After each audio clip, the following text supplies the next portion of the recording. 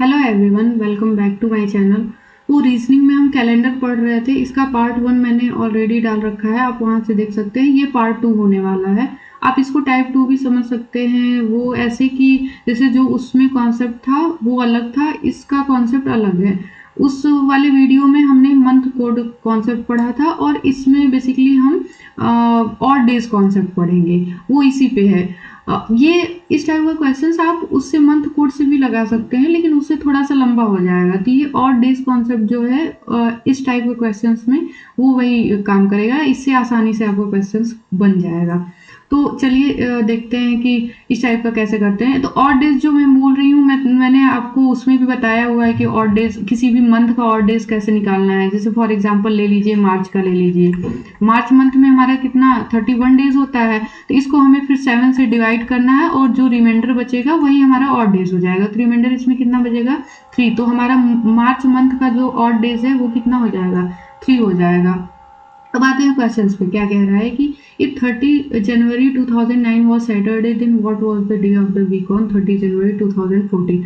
मतलब कि इन्होंने ये दिया है कि 30 जनवरी 2009 को सैटरडे था। मतलब ऐसा जरूरी नहीं है कि ये रहा ही होगा। मतलब ये कह रहे हैं कि ये ऐसा था। तो आप बताओ कि 30 जनवरी 2014 को वीक का कौन सा डे होगा। इसके लिए मैं स्टेप बाय स्टेप आपको पहले बेसिक से बता रही हूँ, बस वो आपको देखना है। फिर उसके बाद हम अपना स्टेप अगले क्वेश्चंस में कम करते जाएंगे। आपको पहले क्या करना है कि ईयर देखना है। यहाँ पे 2009 है, यहाँ पे 2014 है। यहाँ पे दिया हुआ है 2009 को सैटरडे दिया हुआ है। आप लिख लीजिए, यहाँ पे 2009 को सैटरडे दिया हुआ है। अब यहाँ पे हमें लिखेंगे, हम यहाँ पे लिखेंगे 2010, फिर हमें 14 तक जाना है। तो 11, 12, 13, 14। अब इसके बाद मैंने यहाँ पे बताया आपको मंथ का कोड कैसे निकालना है, वो मैंने आपको बताया। इसी तरह ईयर का भी यहाँ पे मंथ का ऑड डेज कैसे निकालना है ये। इसी तरह ईयर का आपको ऑड डेज कैसे निकालना है। आप नॉर्मल ईयर जान रहे हैं, जो 4 से डिवाइड नहीं होता है कोई भी ईयर, वो नॉर्मल ईयर। तो नॉर्मल ईयर में जो हमारा ऑड डेज का संख्या होता है वो 1 होता है, और लीप ईयर में ऑड डेज की संख्या हमारी 2 होती है। अब इसी से हम इसमें लिखेंगे। तो 2010 जो है वो लीप ईयर नहीं है, नॉर्मल ईयर है। तो इसमें ऑड डेज की संख्या हमारी 1 हो जाएगी। 11 भी 1 हो जाएगा, और 12 है तो ये डिवाइड हो जाएगा तो 2 हो जाएगा। 13 1, 14 भी हमारा 1 हो जाएगा। अब इसको सबको आपको ऐड कर लेना है। ऐड करेंगे तो कितना हो जाएगा, 2 2 4 5 6 ऑड डेज यहाँ पे हमारा हो गया। तो अब इसमें आप कहाँ गया, यहाँ पे सैटरडे दिया हुआ है ना, तो सैटरडे में आपको 6 ऐड करना है। ऐड ये हो गया। तो इसमें सैटरडे इसमें ऐड करना है। तो अगर आप यहाँ पे 7 रहता तो एक सप्ताह बाद तो वही सैटरडे है तो सैटरडे ही आता, लेकिन एक कम है। इसका मतलब कि हमारा आंसर फिर मतलब ऐड करने पे क्या आएगा, फ्राइडे आएगा। लेकिन अभी ये हमारा आंसर नहीं हुआ, ठीक है। अभी क्या देखना, अभी तो हमने ईयर देखा, लेकिन यहाँ पे डे और मंथ भी तो दिया है, 30 जनवरी। लेकिन इस वाले क्वेश्चन में आप देख रहे हैं कि ये सेम है। ये सेम है तो फिर कोई फर्क नहीं पड़ेगा। जो हमने यहाँ पे आंसर ये वाला निकाला है, यही हमारा आंसर हो जाएगा। अब नेक्स्ट क्वेश्चन में हम देखेंगे आगे का, अगर अलग दे दे ये तो फिर कैसे करेंगे। नेक्स्ट देखते हैं। ये दिया हुआ है कि बस आपको क्या करना है, यहाँ पे देखना है, ईयर देखना है, कहाँ से कहाँ तक जाना। अब इसमें हम स्टेप अपना थोड़ा सा कम करेंगे। अब आप देखिए, यहाँ पे 1996 दिया है, हमें जाना कहाँ तक है, 2006 तक जाना है। अब इसमें ईयर गैप हमें देखना है। ईयर गैप आप देखिए कितने का हो जाएगा, 1996 है तो 2000 तक जाएंगे तो 4, ये 6 4 10, 10 ईयर का हमारा गैप हो गया। तो जो 10 ईयर का गैप आया है ना, तो 10 ऑड डेज तो हमारे होंगे ही, 10 ऑड डेज हमारे होंगे। उसके बाद हम जो इस गैप में जो भी ईयर आएगा उसमें हमें लीप ईयर ढूंढना है।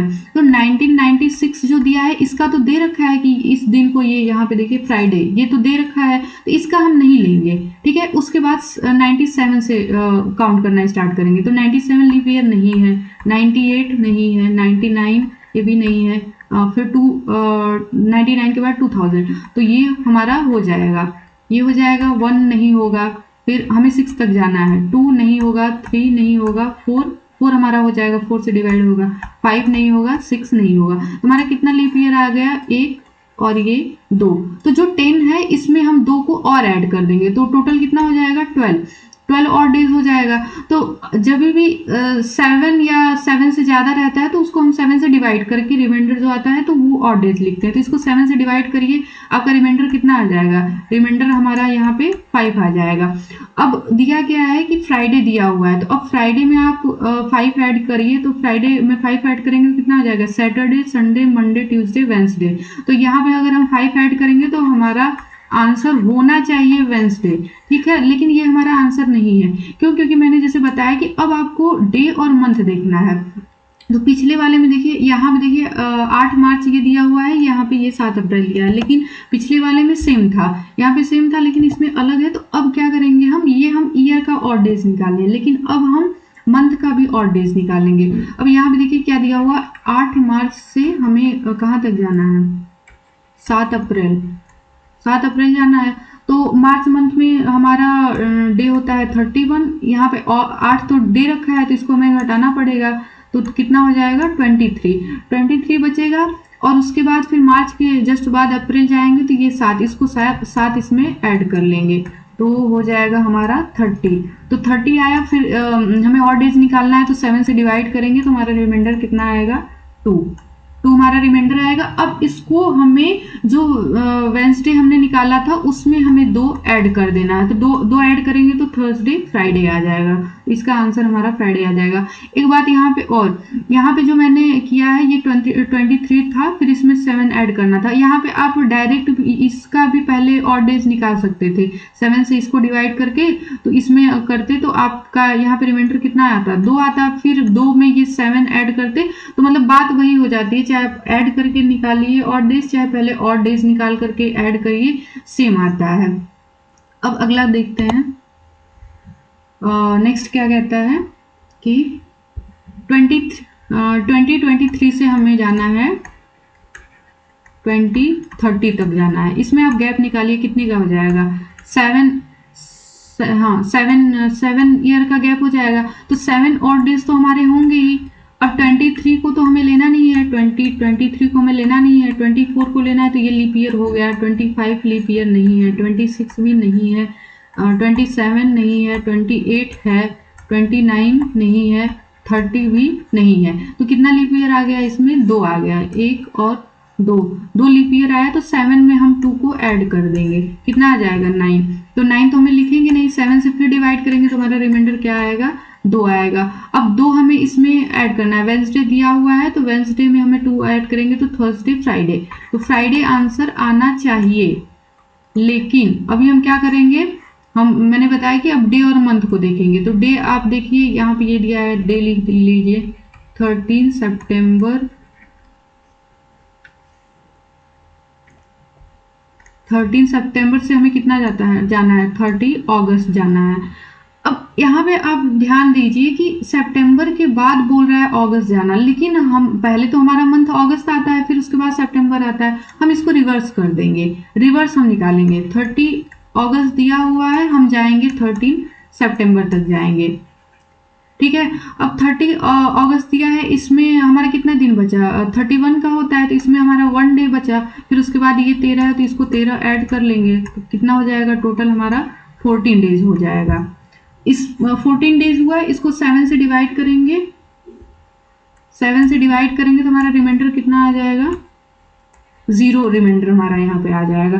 तो अब आप जो 0 रिमाइंडर आया तो इसको आपको क्या करना है कि जो ये फ्राइडे आया था ना, पिछले वाले में हम क्या कर रहे थे कि जो यहाँ पे रिमाइंडर आया थे इसको इसमें ऐड कर रहे थे, लेकिन इसको इसमें ऐड अब नहीं करना है, इसको इसमें से सब्सट्रैक्ट करना है, इसको इसमें से घटाना है। वो क्यों करना है? क्योंकि यहाँ पे आप देख रहे हैं हमने यहाँ पे हम रिवर्स गए हैं, तो रिवर्स जब गए हैं तो इसको हम घटाएंगे। इसमें तो वैसे कोई फायदा होगा नहीं, फ्राइडे में आप 0 सब्सट्रैक्ट कर रहे हैं तो कोई फायदा तो होगा नहीं, उतना ही वही आंसर आएगा हमारा, फ्राइडे ही आएगा। लेकिन अगर यहाँ पे 2 होता, 3 होता तो वो आप घटाते तो अलग आता आंसर। नेक्स्ट वाले में वही है। अब इसको देखते हैं, इसमें भी सेम वही, पहले ईयर हमें देखना है, ईयर हमें देखना है 2004 दिया है, यहाँ से हमें 6 तक जाना है। तो ईयर गैप कितना हो जाएगा हमारा? 2 ईयर का गैप हो जाएगा। तो 2 और डेज तो हमारे होंगे ही, 2 और डेज हमारे होंगे। फिर उसके बाद हमें लीप ईयर देखना है, तो 2004 तो हमें लेना ही नहीं है, अब यहाँ पे देखिए कि अगर इसको आप ले लेंगे तो वही आपका एक लीप ईयर बढ़ जाएगा, तो वो आंसर फिर हमारा दूसरा आने लगेगा। इसमें 4 को हमें नहीं लेना है, 4 को नहीं लेना है, 5 से लेना है। तो 5 हमारा लीप ईयर होता नहीं है, 6 नहीं होता है, बस तो कोई भी लीप ईयर नहीं है, इसका मतलब 2 ऑड डेज है, तो हमारा 2 ही ऐड होगा। तो वेंसडे में अगर 2 ऐड करेंगे तो थर्सडे, फ्राइडे, फ्राइडे हमारा आंसर आना चाहिए। लेकिन अभी हम क्या देखेंगे, अभी हम डे और मंथ को देखेंगे। अब ये देखिए 11 अगस्त दिया हुआ है, यहाँ पे 11 फरवरी लिख लीजिए। 11 अगस्त से हमें जाना कहाँ पे है, 11 फरवरी तक जाना है।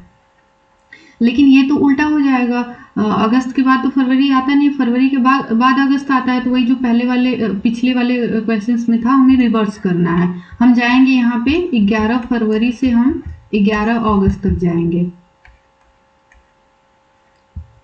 ठीक है, तो अब इसमें हाँ, इसमें यहाँ पे 11 फरवरी 2006 दिया हुआ है, तो 2006 भी लिख लेंगे क्योंकि फरवरी का मंथ है। तो इसमें 28 और 29 दोनों दिन होता है, तो ये 2006 हमारा नॉर्मल ईयर है, इसका मतलब फरवरी में 28 डेज होगा। तो 11 तो दे दिया है, 11 दिन दे दिया है, इसको घटा लेंगे तो कितना आ जाएगा, 17 डेज इसमें हमारा फरवरी मंथ में हो गया। अब उसके बाद हमें कहाँ तक, अगस्त तक जाना, मतलब फरवरी के बाद आप समझ रहे हो मार्च, अप्रैल, मई, जून, जुलाई, अगस्त तक जाना है। तो इसमें अब हमारा मंथ कोड कहाँ आएगा, मंथ कोड मैंने बताया था आपको पहले, तो उससे हम मंथ कोड निकालेंगे। जैसे कि मैंने एग्जाम्पल में आपको मार्च मंथ का बताया था कि महीने का कैसे कोड निकालते हैं। तो मार्च मंथ में हमारा 31 डेज होता है, इसको 7 से डिवाइड करेंगे तो रिमाइंडर हमारा क्या बच रहा है, 3 बच रहा है। तो यही रिमाइंडर हमारा मार्च मंथ का और डेज हो जाएगा। अब इसके बाद जिसमें 30 डेज होता है उसमें 7 से अगर डिवाइड करेंगे तो हमारा रिमाइंडर 2 बचेगा। इसका मतलब कि जो 30 डेज वाले हैं उसमें और डेज की संख्या हमारी 2 हो जाएगी। इस तरह से अब लिख लीजिए, फरवरी के बाद हमारा क्या आ रहा है, मार्च आ रहा है, तो मार्च का हमारा और डेज हो जाएगा 3। मार्च के बाद अप्रैल आता है, तो अप्रैल 30 डेज का है, इसमें 2 हो जाएगा, जैसा कि मैंने यहाँ पे बताया। अप्रैल, मई का हो जाएगा 3, जून में हो जाएगा 2 क्योंकि ये 30 डेज का होता है। जुलाई में हमारा 3 हो जाएगा। फिर अगस्त का तो यहाँ पे दिया ही है, इसको आप ऐड कर लीजिए, 5, 8, 10, 13, यहाँ पे 13 डेज हो गया। 13 डेज हो गया, इसको आप 7 से डिवाइड करके ना आप थोड़ा सा नंबर को छोटा कर सकते हैं, नहीं तो फिर वही टोटल ऐड करना पड़ेगा बड़े बड़े नंबर। अगर इसको 7 से डिवाइड करेंगे तो कितना रिमाइंडर आ जाएगा, 7, 6 यहाँ पे हमारा रिमाइंडर आ गया है, ये हुआ। अब उसके बाद ये जो 11 दिया हुआ है, 11 दिन, ये 6 में आप 11 दिन ऐड करें क्योंकि जो अगला जुलाई के बाद अगस्त का महीना है इसमें 11 दिन है, और ये हमारा यहाँ पे 17 दिन भी बचा हुआ था, इसको 17 भी ऐड करिए आप, कितना हो जाएगा, 17, 23 हो गया, 4, 3 मतलब 34। यहाँ पे हम इसको लिख लेते हैं इधर, 34 डेज। तो 34 में अब 7 का डिवाइड करेंगे तो 7 हो गया 28, 28 मतलब 6 यहाँ पे रिमाइंडर हमारा बच जाएगा। तो 6 बचा, तो 6 को अब हमें फ्राइडे में कुछ करना होगा। तो अब पिछले वाले में जैसा कि मैंने बताया था कि 6 को इसमें ऐड नहीं करेंगे, 6 को हम इसमें से घटाएंगे क्योंकि ये रिवर्स हम जा रहे हैं ना। तो फ्राइडे में हम 6 को यहाँ पे फ्राइडे में हम 6 को सब्सट्रैक्ट करेंगे। तो 6 को अगर यहाँ पे घटाएंगे तो अगर 7 आप घटाते तो फ्राइडे ही हो जाता, लेकिन एक कम घट रहा है, इसका मतलब कि फ्राइडे से एक दिन बाद हो जाएगा हमारे यहाँ पे सैटरडे। तो सैटरडे यहाँ पे इसका हमारा आंसर हो जाएगा। नेक्स्ट, ये आप खुद से करना, इसका आंसर मैं बता दे रही हूँ, इसका आंसर ये है। अगला, हाँ, ये क्वेश्चंस आया हुआ है, अभी लेटेस्ट है, DRDO सेप्टेम्बर 11 का हुआ था पेपर, उसका ये क्वेश्चंस है। तो ये एकदम आसान है, वही जो इससे पहले कॉन्सेप्ट मैंने बताया था उसी से ये हो जाएगा।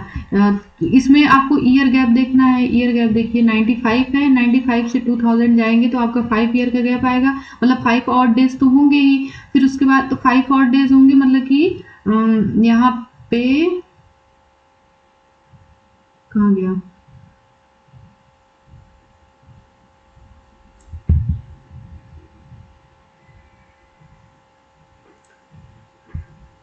फाइव और डेज तो होंगे ही। अब आपको लीप ईयर निकालना है, तो 95 दिया हुआ है, 95 दिया है तो ये तो लेना नहीं है। 96 लीप ईयर होता है, 97 नहीं होता, 98 नहीं होगा, फिर 99 नहीं होगा, 2000 हमारा हो जाएगा लीप ईयर। तो इसमें 2 लीप ईयर आ रहा है, मतलब इसमें 2 ऐड करना है, 5 में 2 तो 7 हो गया। अगर 7 हुआ मतलब 7 से डिवाइड करेंगे तो रिमाइंडर 0 आएगा। तो जो मंगलवार दिया हुआ है इसमें 0 मतलब कि हमारा मंगलवार ही आंसर आएगा। लेकिन अभी हमें डे और मंथ को भी देख लेना है। तो यहाँ पे देखिए 15 अगस्त दिया है, ये भी 15 अगस्त, मतलब सेम है, कोई ये फर्क पड़ेगा नहीं। तो जो हमारा मंगलवार आ रहा था वही हमारा आंसर हो जाएगा, तो मंगलवार इसका आंसर हो जाएगा। तो बस यही था हमारा कैलेंडर का पार्ट 1 और पार्ट 2। ये आप अगर देख लेंगे तो कैलेंडर का आपका कोई भी क्वेश्चन बाहर नहीं जाएगा। बहुत ज़्यादा ये लंबा टॉपिक नहीं है, लेकिन ऐसा है ना कि अगर एक नंबर भी इधर उधर होता है तो हमारा आंसर चेंज हो जाता है। इसलिए बहुत लोगों को इसमें बहुत स्टूडेंट को कन्फ्यूज़न रहता है, क्योंकि आंसर ही गलत आता है, एक एक नंबर भी आगे पीछे हो जाता है। तो बस आप ये दोनों कंप्लीट कर लीजिए, आपका पूरा कैलेंडर कंप्लीट हो जाएगा। बहुत ही आसान तरीके से मैंने बताया है दोनों, उस पार्ट 1 में भी और इसमें भी मैंने कोशिश की है कि समझ में आए आसान तरीके से।